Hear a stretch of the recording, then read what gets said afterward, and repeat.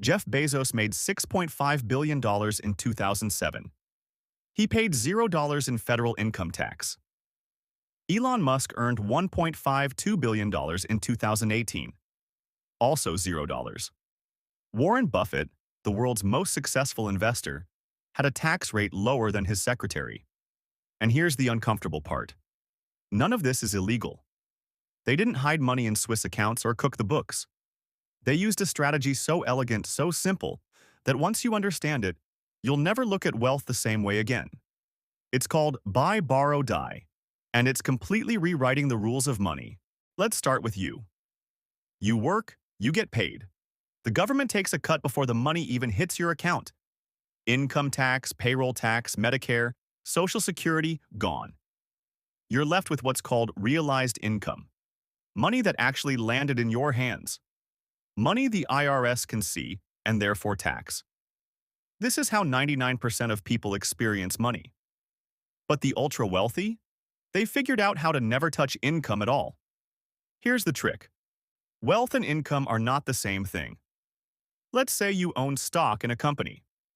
That stock is worth $10 million today. Next year, it's worth $100 million. You just gained $90 million in wealth.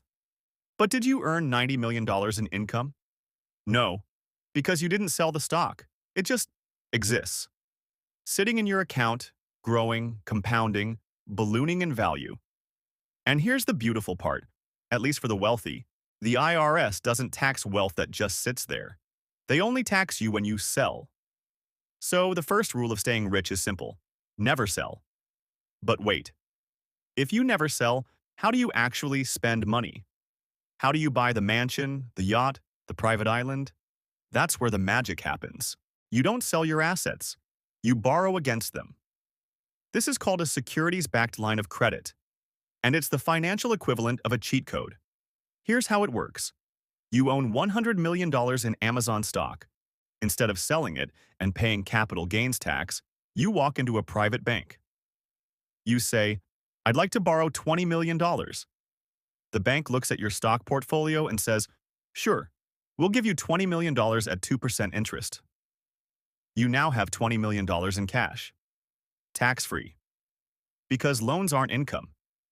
You didn't earn that money. You borrowed it. And borrowed money is invisible to the IRS. You can spend it on anything. Homes, cars, art, another company. Meanwhile, your $100 million in stock keeps growing. Let's say it climbs to $150 million over the next 5 years. Now you go back to the bank.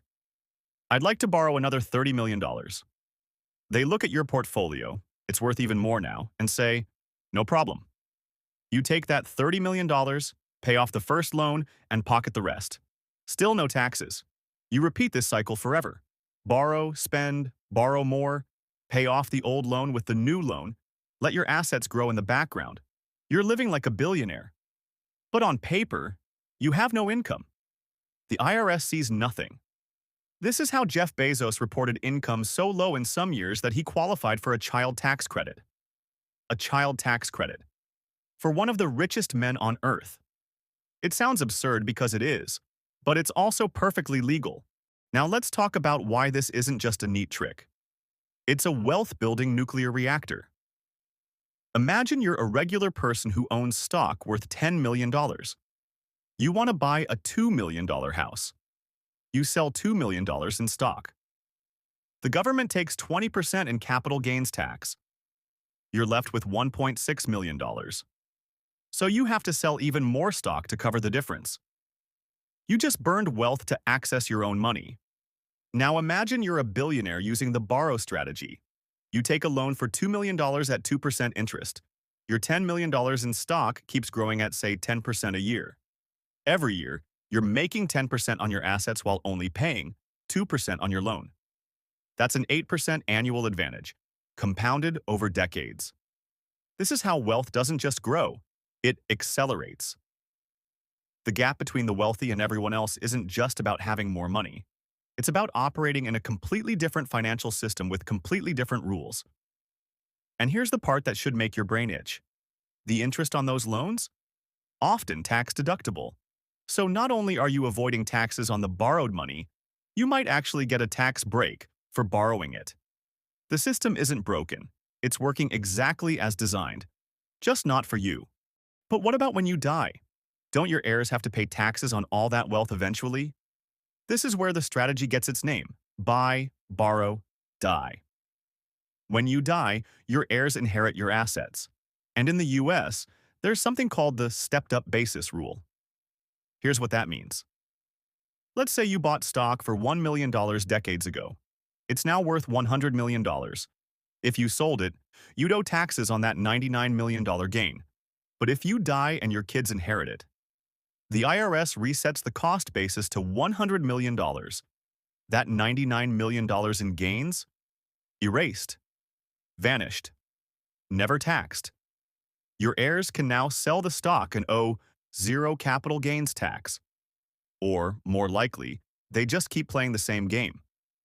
They borrow against the assets, live off loans, and pass it on to their kids. The wealth compounds forever.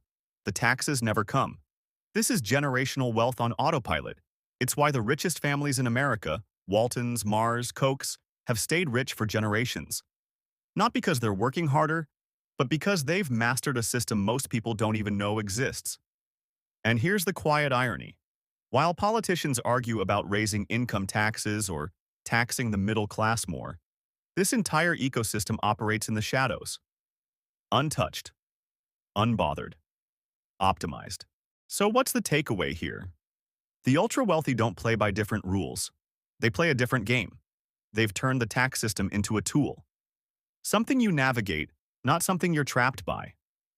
For most people, taxes feel inevitable. For the top 0.1%, they're optional. And the gap isn't closing, it's widening.